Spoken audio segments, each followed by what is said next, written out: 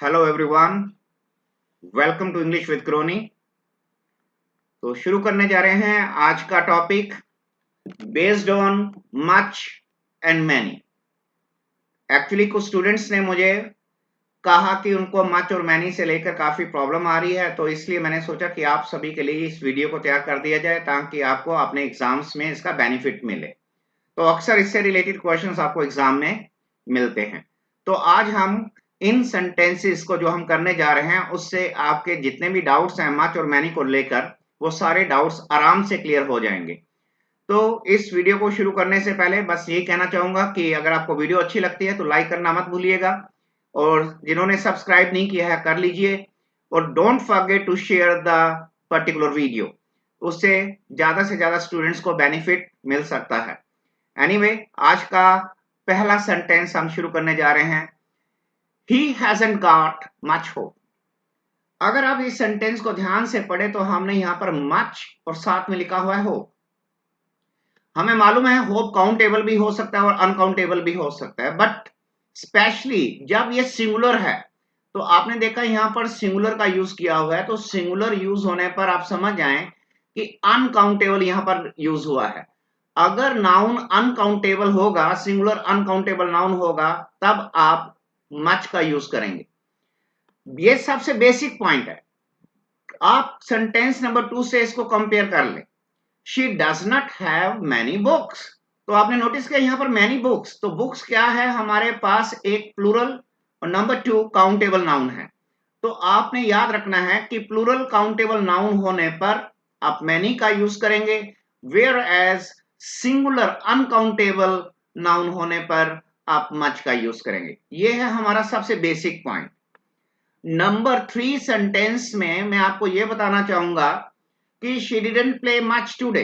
तो आपने देखा यहां पर हमने मच का यूज किया है, लेकिन मच के बाद आपने नोटिस किया है कि यहां पर हमने ऑफ का यूज नहीं किया। तो मैं ये पॉइंट बताना चाह रहा हूं कि मच और मैनी के बाद यूजुअली ऑफ का यूज नहीं होता, यूजुअली नहीं होता, लेकिन कब कब मच के बाद ऑफ का यूज हो सकता है, अब उन पॉइंट्स को हम देखने की कोशिश करेंगे। सेंटेंस नंबर 3 में मैंने ये कह दिया कि यहां पर यूज नहीं होगा ऑफ। अब सेंटेंस नंबर 4 देखिए, मैंने लिखा है I have seen too much of Bangalore lately. तो यहां पर हमने मच के बाद ऑफ का यूज कर रखा है। रीजन क्या है, क्योंकि उसके साथ हमारे को एक नेम दे रखा है। तो आपको एग्जाम में इस पॉइंट को याद रखना होगा, if some personal name is given, या फिर आपको हो सकता है कि कोई ज्योग्राफिकल नेम दिया हो। तो ये पॉइंट जो है हमारे लिए बहुत जरूरी हो जाता है। मैं यहां पर आपके लिए लिख देता हूं, geographical. So if some personal name is given और if some geographical name is given, तो इन नेम्स के होने पर आपको याद रखना होगा कि आप ऑफ का यूज करेंगे। लास्ट वीडियो जो हमने बनाई थी, लास्ट वीडियो में हमने मोस्ट का यूज किया था। उस पे भी मैंने आपको ये पॉइंट बताया था कि हम पर्सनल और ज्योग्राफिकल नेम्स होने पर ऑफ का यूज करते हैं। तो ठीक उसी तरह से यहां पर हमने मच के साथ भी ऑफ का यूज किया, क्योंकि हमें नेम गिवन है। ऑलराइट, अब बात आती है कि मच के बाद ऑफ का यूज और कहां कहां हो सकता है।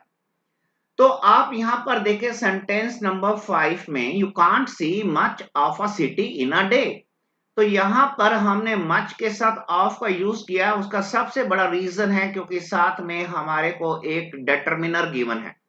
तो आप याद रखिए जो हमारे डिटरमिनर्स होते हैं, ठीक है, जैसे कि आर्टिकल्स ए एंड द, यानी ये डिटरमिनर्स की ही एक ब्रांच है आर्टिकल्स। तो डिटरमिनर डिटरमिनर अगर आपको मान लीजिए दिस दे रखा है, दैट दे रखा है, कोई भी डिटरमिनर, ठीक उसी तरह से हो सकता है एग्जाम में डिटरमिनर ना दिया हो, तो हो सकता है वहां पे आपको कोई प्रोनाउन दे रखा हो। तो प्रोनाउन के केस में, या हो सकता है एग्जाम में आपको कोई पजेसिव केस दे रखा हो।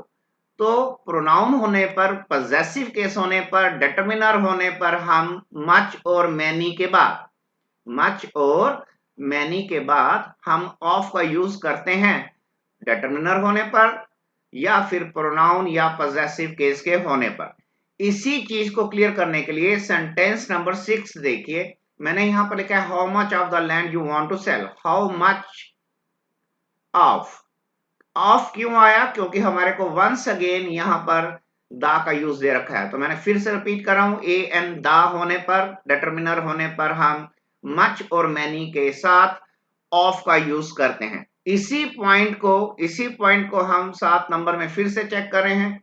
आप नोटिस कीजिए इसमें, I have missed too many of my classes, तो यहां पर हमने मैनी के बाद ऑफ लगा रखा है। क्यों? क्योंकि साथ में हमारे को पॉजेसिव केस गिवन है, तो पॉजेसिव के आ जाने पर हम ऑफ का यूज करेंगे। आगे देखते हैं सेंटेंस नंबर 8 में। 8 नंबर में हमने फिर से मैनी ऑफ का यूज किया है, क्योंकि साथ में देम लिखा हुआ है। देम क्या है, आप सभी को मालूम है कि ये एक प्रोनाउन है। तो आपको जितने मैंने पॉइंट्स बताए उन सभी का मैंने एक एक एग्जांपल दे दिया, ताकि आपको क्लियर हो जाए कि मच और मैनी के बाद ऑफ का यूज होता है अगर हमें कोई डिटरमिनर दे रखा हो, कोई प्रोनाउन दे रखा हो, या कोई पॉजेसिव केस दे रखा हो। आगे करते हैं sentence number 9। How much money have you got? आगे से सामने से आंसर आता है आई हैव गॉट प्लेंटी। जब आप कुछ लोकल बुक्स को रीड करते हैं तो वहां पर लिखा होता है कि मच का यूज और मैनी का यूज।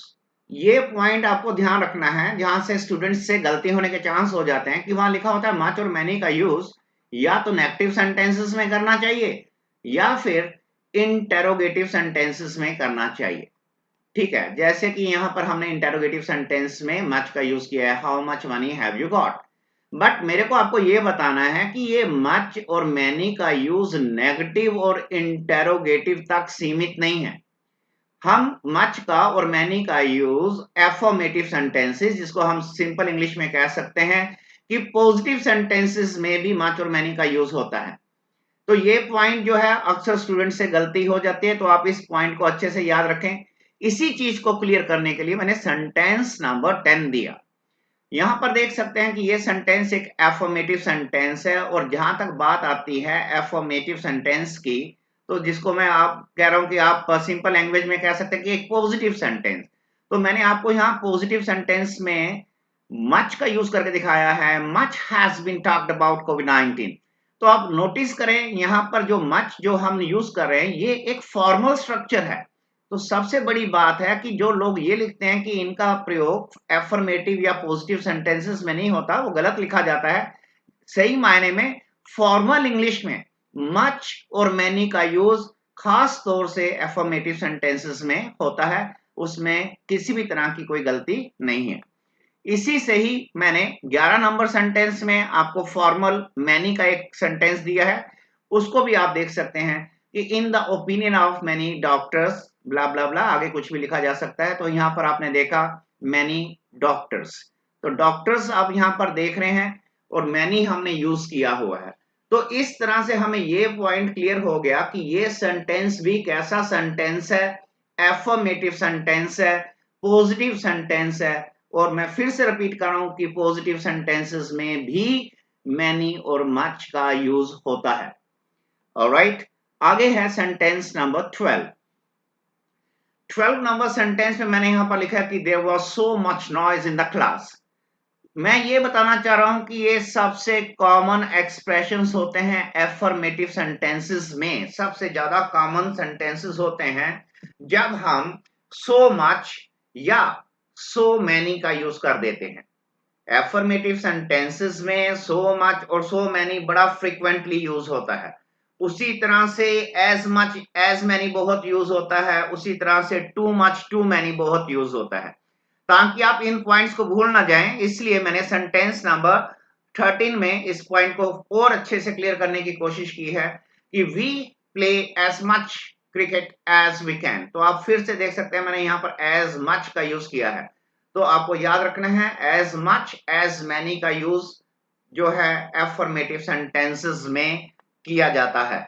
उसी को कंपेयर कर लीजिए कि मैंने मैनी से भी आपको एक सेंटेंस दे दिया, you ask too many questions. तो मैंने फिर से बता रहा हूं यहां पर too many, too much, too many, too much, so as many, so much, so many। इनका प्रयोग एफर्मेटिव सेंटेंसेस में फ्रीक्वेंटली होता है, इनमें कोई एरर नहीं है। ऑलराइट, नेक्स्ट सेंटेंस है हमारे पास, she is much taller than her brother. She is much taller, तो यहां पर आप सभी स्टूडेंट्स ध्यान दीजिएगा कि the word much is what. यहां पर मच वर्ड का यूज एक इंटेंसिफायर की तरह किया जा रहा है। यहां पर मच एक इंटेंसिफायर है। अब अपनी बात को जोर देकर कहने के लिए करें, much taller, much better, much wiser. तो आप देखते हैं कि जब हम अपनी बात को जोर देकर कहना चाहते हैं तो हमें एक इंटेंसिफायर की जरूरत है। तो मच का यूज एक इंटेंसिफायर की तरह प्रयोग किया जाता है। तो मैं उम्मीद करता हूं कि the 15 sentences I have taken today, जो 15 सेंटेंसेस मैंने लेकर आपको ये चीज समझाने की कोशिश की है कि अगर आप इनको एक दो बार रिपीट कर लेते हैं तो मुझे लगता है कि आपको मच और मैनी से रिलेटेड जो भी डाउट होगा वो क्लियर हो जाएगा। इसके अलावा भी फिर भी कोई डाउट अगर आपका रह जाता है तो विदाउट एनी हेजिटेशन आप कमेंट बॉक्स में लिखिए, I will get back to you. मैं आपको कोई भी जो और डाउट रह जाएगा इसके बारे में उसको मैं एक्सप्लेन कर दूंगा, ताकि आपको एग्जाम में इससे रिलेटेड कोई दिक्कत ना आए। तो ये हमारा आज का टॉपिक था।